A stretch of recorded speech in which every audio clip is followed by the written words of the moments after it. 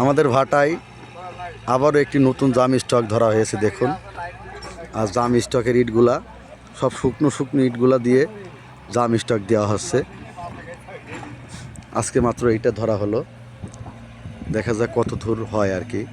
Load শেষ করার পর এখন জাম শট দিচ্ছে, আর ওইদিকে স্কোমিটার দিয়ে জাব করা কাজ চলতেছে।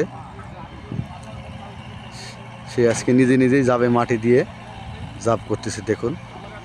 আজকের দৃশ্যটা কিন্তু অনেক সুন্দর লাগছে, অনেক সুন্দর লাগছে দৃশ্যটা। নতুন জাম স্টক ধরেছে। আমার পিছনে দেখুন অনেক শুকনা ইট আছে, অনেক। এই শুকনা ইটগুলো সব কিন্তু লোড হবে আর জাম স্টক দেওয়া হচ্ছে।